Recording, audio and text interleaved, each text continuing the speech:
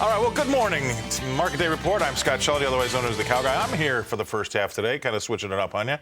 Keep things fresh, right? Let's see what we did overnight. That's probably what you care about. You don't really want to listen to me talk. Let's bring up that corn table and see what's been happening. Overnight, down 1.5, 763 in that July contract. Let's take a look at new crop. That's December. Get my tongue to work this early in the morning. 5 3/4 cents lower in the December. Trying to hang on to a 7 handle. We do, 7.12. But we're getting close. We have a report tomorrow. Obviously, we all know about that, the WASDE. So I'm wondering how busy we'll actually be getting in front of that one. It's not that big a report, the one we really want to care about. It's at the end of the month, but still, there will be some data involved that we'll probably have to get through. Let's take a look at soybeans.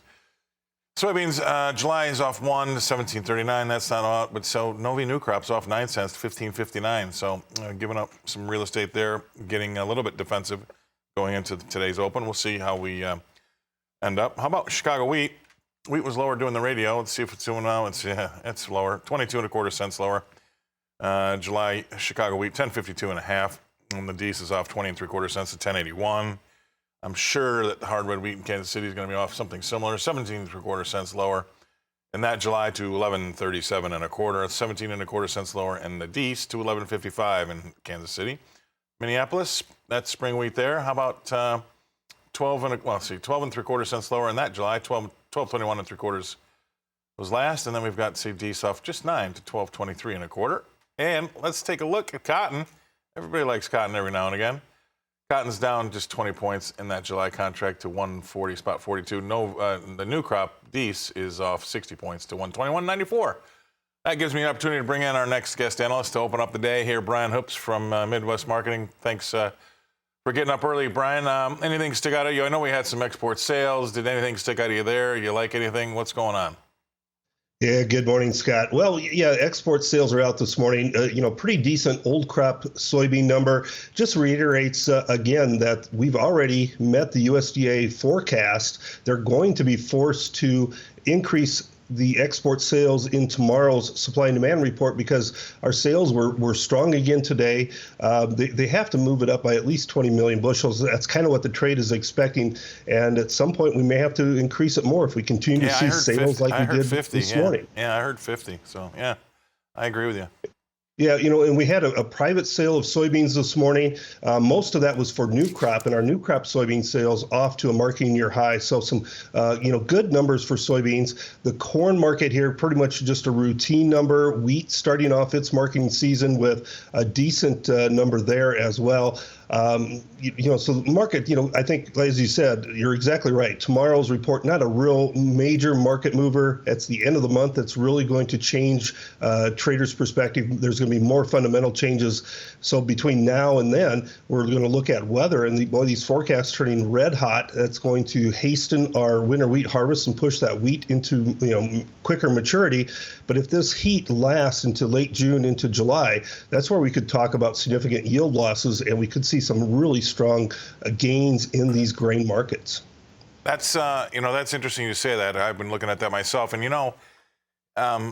that's the time of year that we do expect things to get a little bit warmer. But sustained heat, this is one of those years we can't really afford to have a hiccup, right? Because everything's so tight. That's going to make everything that we might have just brushed off before in other marketing years, it's going to have a microscope on it. Number one, I think that's absolutely the case. So the market's going to be volatile just because of that. And also we're at high prices too, so the thing can move around a lot.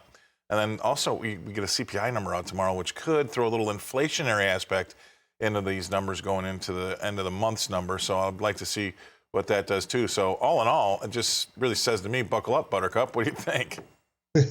Yeah, I think the volatility, it's been very high in the month of May.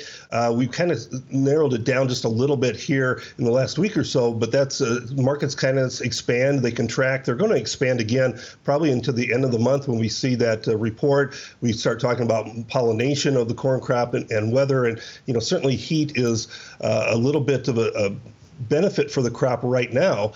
But if it extends, we're going to become more volatile. It's going to hurt yields. And you're exactly right.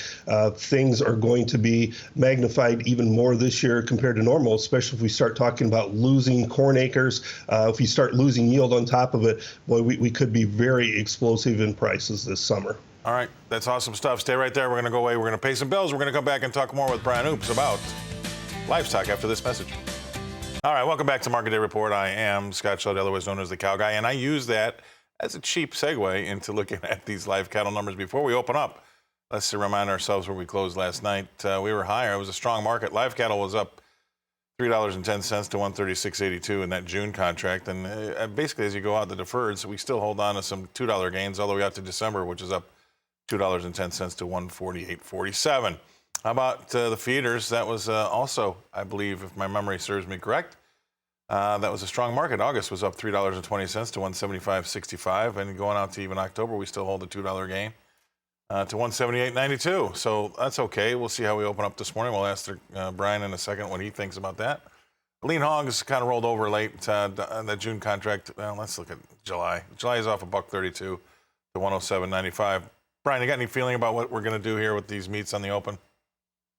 Yeah, Scott, I've been on the programs for about 3 weeks talking about the bullish fundamentals of this cattle market and how we've had big slaughter numbers. Cutouts were finding support and moving higher. Packer margins were good.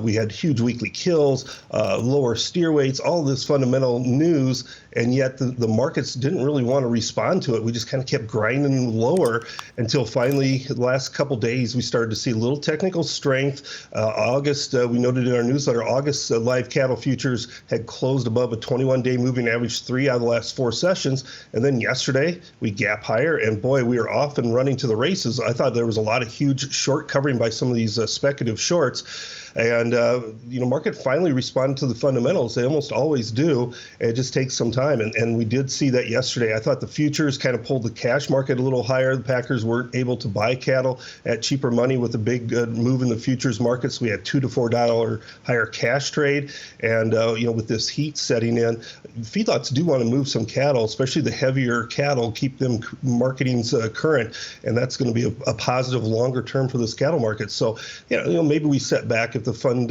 short covering doesn't develop right on the opening. But I think longer term, there's some gaps above the charts here in August and October that need to be filled yet. And we're probably going to do that as we move into the summer months. All right. I agree with you. I feel like there was some speculative shorts that kind of got run out. They tried to hang on, but they all went for the door at the same time, and that's what happened. So, all right. Really appreciate you being on. Brian Hoops from Midwest Marketing Solutions. He's the president there. Thanks for being on this early this morning. We're going to bring it back here to Nashville so I can throw it over to Janet.